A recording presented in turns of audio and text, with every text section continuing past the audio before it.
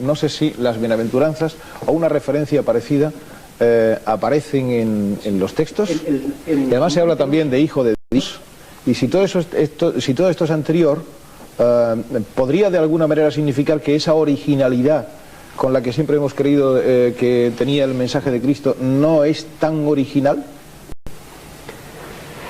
¿Puedo responder? Sí, responde. Yo no creo que se pueda.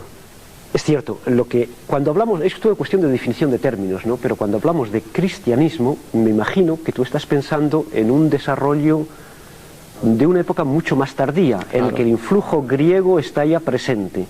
Pero con Pablo. Con Pablo, no mucho más tardía. Pablo no puedes separarlo tampoco del ambiente fariseo del siglo I. Hay elementos en Pablo, en la posición. Te puedo dar un ejemplo, por ejemplo, la justificación por la fe de Pablo.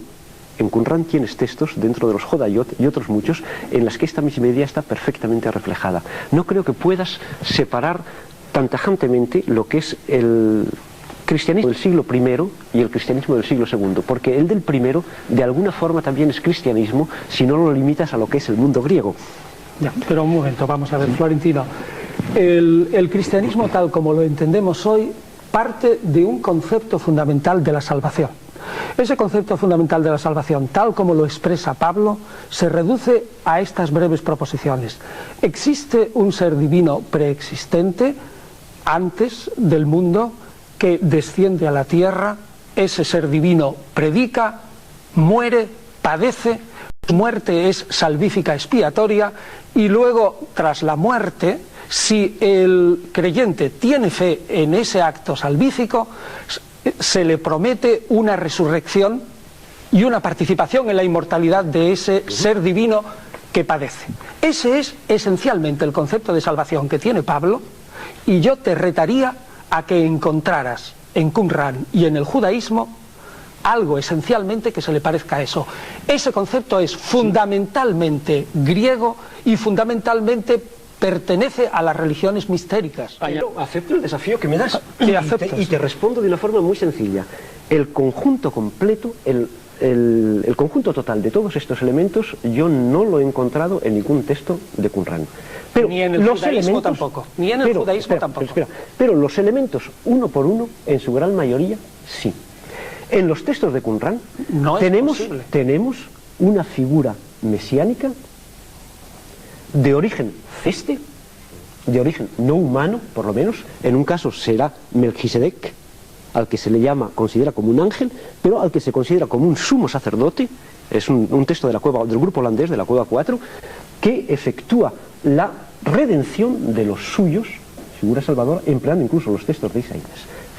Tenemos, por lo tanto, la idea no soltanto de un Mesías sacerdotal, de un Mesías rey, de un profeta que viene, sino de un Mesías de origen celeste.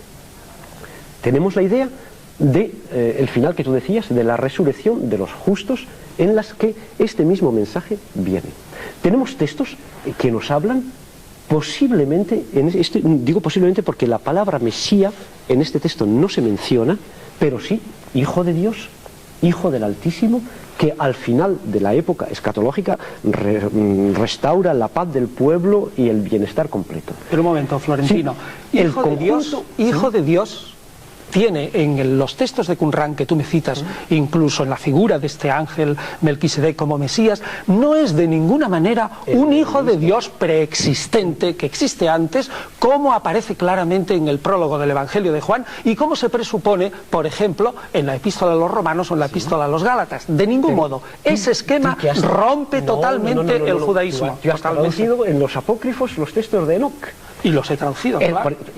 ¿Qué es el Hijo del Hombre al que se menciona Mesías dos veces en las parábolas de Enoc? Que es un texto judío, del que no se ha encontrado en Qumran, pero que es preexistente.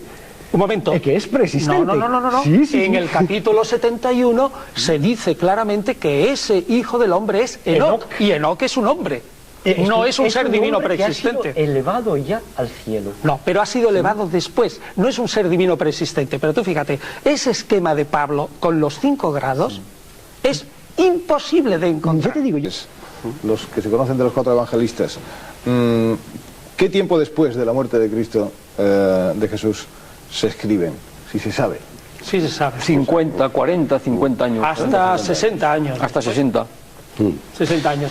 Hay una cosa que también creo que es interesante. Hay una diferencia tan radical entre la imagen que nos ofrece los tres primeros evangelios, Mateo, Marcos y Lucas, y la imagen de Jesús que nos ofrece el cuarto, que eso también lo tienes tú que admitir, pero oye, que había investigadores que han dicho, oye, son dos Jesuses distintos. Naturalmente, es que y en psicología y en a ver cómo historicidad, quedamos en eso. Y sin embargo tienes en el mismo cuarto, en el Evangelio helenista, el Evangelio del Logos, en el de Juan, los mejores paralelos qurránicos en muchos elementos. Es cierto. Pero para el Jesús histórico, cuando lo tienes ahí, Totalmente y no lo busca cierto. en el mundo helenístico. Totalmente cierto, pero lo que tú también debes decir, que ese dualismo qurránico, y debes decirlo porque creo que lo sabes, en el fondo tampoco procede del judaísmo, sino eso viene de la mística indoirania y es bastante claro. Vamos